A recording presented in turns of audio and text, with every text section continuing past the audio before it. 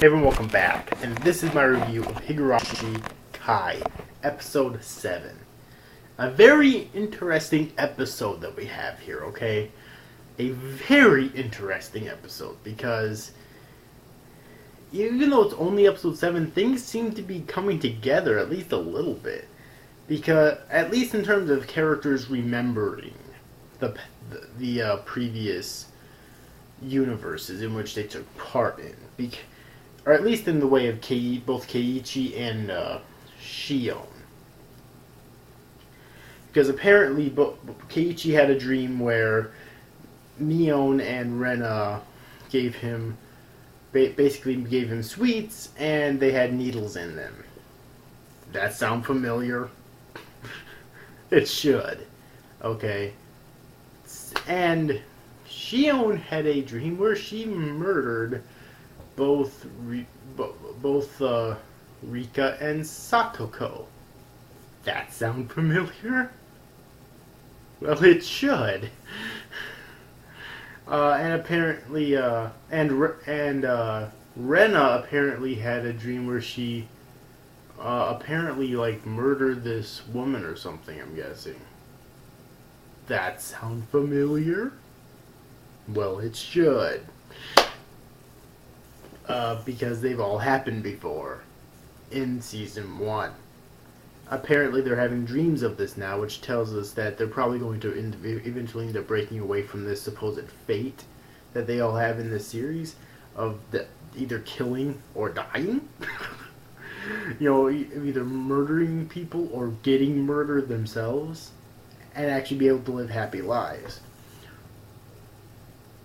I'm guessing anyways. Okay, and obviously Rika's the only one still the only one who actually truly knows what's going on here. Another interesting thing about this episode is that Rika actually, I'm guessing right before the Cotton Drifting Festival this year, ended up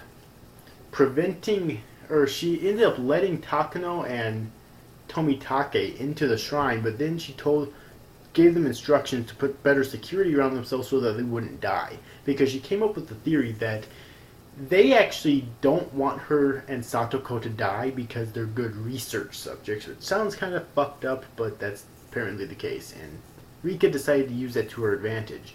She doesn't want them. Because of that, they'll actually do whatever it takes to prevent them from dying. So, whoever wants Rika to die, has to get rid of Takano and Tomitake first. That's the first step there. And so Rika's doing whatever she can to protect those two from actually dying so that she can prevent herself from dying. Okay. And that's basically the way that... And that's pretty much what happened in this episode. But it was a very interesting episode because there's a lot of foreshadowing going on here. A lot of foreshadowing, just this one episode, and I really enjoyed it. Okay. Oh man, just seeing how Rika was able to change basically the fate of both Takano and Tomitake, because normally they would have died, and I'm not sure if they are still going to die or if we're not going to see them die ever again. That'd actually be pretty interesting. But other than that, my favorite thing in this episode was probably learning that Rena, Keiichi, and Shion were basically having these dreams. Okay. Keiichi told them to everyone in this episode. Apparently Rena only told it to Mion in the past, and it just came to light in this episode. And Shion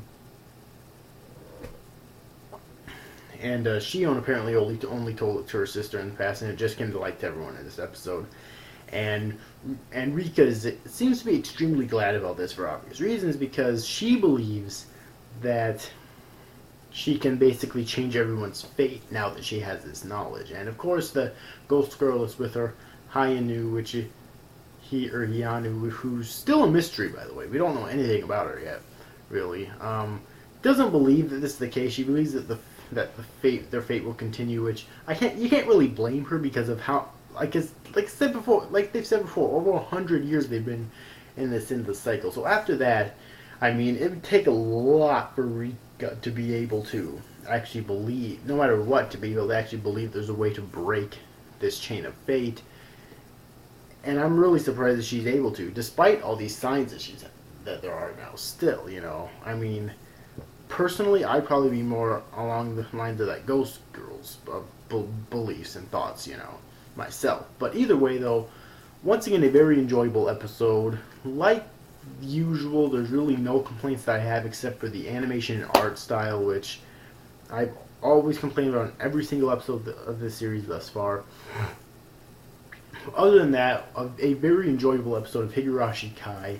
I cannot wait to watch the next episode. It's getting really good now. And it's been really good for a long time now, but they're really starting to get into the really, I think, nitty-gritty of this series, which is actually explaining stuff. Granted, they didn't really explain anything in this episode, but they're getting closer to explaining stuff. And I think Rika's getting closer to finding out exactly who it is wants to kill her and why. Because that's a big question she brought up to herself in this episode. Who is it that wants to kill her and why? That's one of the biggest questions in this entire series. Okay?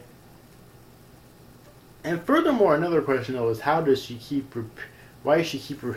and how does she keep repeating this cycle? But either way though, overall I hope you enjoyed this review, guys. That's you guys. Thanks for watching. Bye bye.